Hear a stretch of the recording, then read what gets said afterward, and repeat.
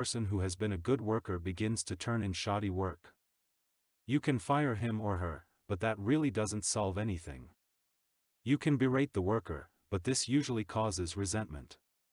Henry Henke, a service manager for a large truck dealership in Lowell, Indiana, had a mechanic whose work had become less than satisfactory. Instead of bawling him out or threatening him, Mr. Henke called him into his office and had a heart-to-heart talk with him. "Bill," he said, "you are a fine mechanic. You have been in this line of work for a good number of years. You have repaired many vehicles to the customer's satisfaction. In fact, we've had a number of compliments about the good work you have done. Yet, of late, the time you take to complete each job has been increasing and your work has not been up to your own old standards.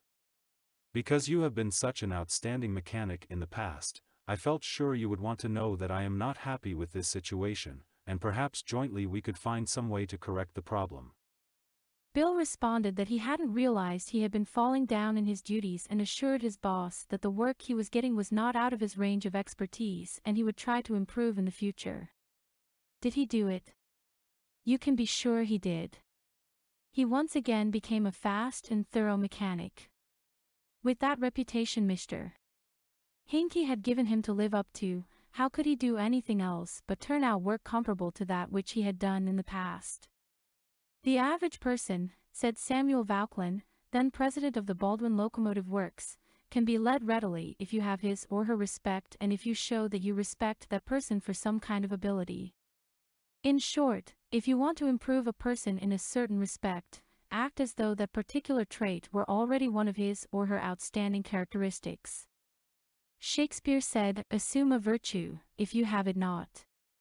And it might be well to assume and state openly that other people have the virtue you want them to develop. Give them a fine reputation to live up to, and they will make prodigious efforts rather than see you disillusioned." Georgette Leblanc, in her book Souvenirs, My Life with Maeterlinck, describes the startling transformation of a humble Belgian Cinderella. "A servant girl from a neighboring hotel brought my meals," she wrote. She was called Marie the dishwasher, because she had started her career as a scullery assistant. She was a kind of monster, cross-eyed, bandy-legged, poor in flesh and spirit. One day, while she was holding my plate of macaroni in her red hand, I said to her point-blank, "Marie, you do not know what treasures are within you." Accustomed to holding back her emotion, Marie waited for a few moments, not daring to risk the slightest gesture for fear of a catastrophe.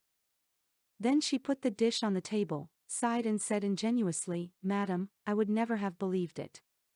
She did not doubt, she did not ask a question.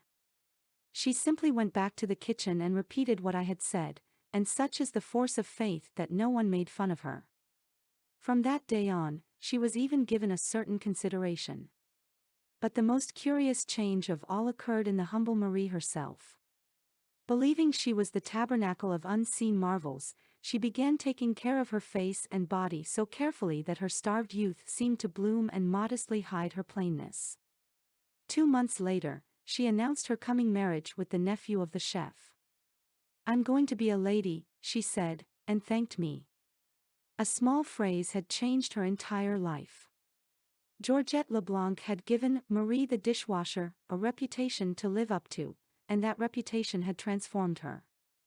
Bill Parker, a sales representative for a food company in Daytona Beach, Florida, was very excited about the new line of products his company was introducing and was upset when the manager of a large independent food market turned down the opportunity to carry it in his store. Bill brooded all day over this rejection and decided to return to the store before he went home that evening and try again. "Jack," he said, "since I left this morning I realized I hadn't given you the entire picture of our new line, and I would appreciate some of your time to tell you about the points I omitted. I have respected the fact that you are always willing to listen and are big enough to change your mind when the facts warrant a change." Could Jack refuse to give him another hearing? Not with that reputation to live up to. One morning Dr. Martin Fitzhugh, a dentist in Dublin, Ireland, was shocked when one of his patients pointed out to him that the metal cup holder which she was using to rinse her mouth was not very clean. True, the patient drank from the paper cup, not the holder, but it certainly was not professional to use tarnished equipment. When the patient left, Dr. Fitzhugh retreated to his private office to write a note to Bridget, the charwoman, who came twice a week to clean his office. He wrote, "My dear Bridget, I see you so seldom, I thought I'd take the time to thank you for the fine job of cleaning you've been doing. By the way, I thought I'd mention that since 2 hours, twice a week, is a very limited amount of time, please feel free to work an extra half hour from time to time if you feel you need to do those once in a while things like polishing the cup holders and the like. I, of course, will pay you for the extra time." The next day, when I walked into my office, Dr. Fitzhugh reported, my desk had been polished to a mirror-like finish, as had my chair, which I nearly slid out of. When I went into the treatment room, I found the shiniest, cleanest chrome-plated cup holder I had ever seen nestled in its receptacle. I had given my charwoman a fine reputation to live up to, and because of this small gesture she outperformed all her past efforts. How much additional time did she spend on this? That's right, none at all. There is an old saying, give a dog a bad name and you may as well hang him.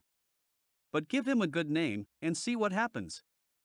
When Mrs. Ruth Hopkins, a fourth-grade teacher in Brooklyn, New York, looked at her class roster the first day of school, her excitement and joy of starting a new term was tinged with anxiety.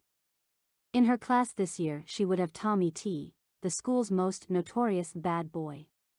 His third-grade teacher had constantly complained about Tommy to colleagues, the principal and anyone else who would listen. He was not just mischievous, he caused serious discipline problems in the class, picked fights with the boys, teased the girls, was fresh to the teacher, and seemed to get worse as he grew older. His only redeeming feature was his ability to learn rapidly and master the school work easily. Mrs. Hopkins decided to face the Tommy problem immediately. When she greeted her new students, she made little comments to each of them. Rose, that's a pretty dress you are wearing. Alicia, I hear you draw beautifully. When she came to Tommy, she looked him straight in the eyes and said, Tommy, I understand you are a natural leader. I'm going to depend on you to help me make this class the best class in the 4th grade this year. She reinforced this over the first few days by complimenting Tommy on everything he did and commenting on how this showed what a good student he was. With that reputation to live up to, even a 9-year-old couldn't let her down, and he didn't. If you want to excel in that difficult leadership role of changing the attitude or behavior of others, use Principle 7. Give the other person a fine reputation to live up to.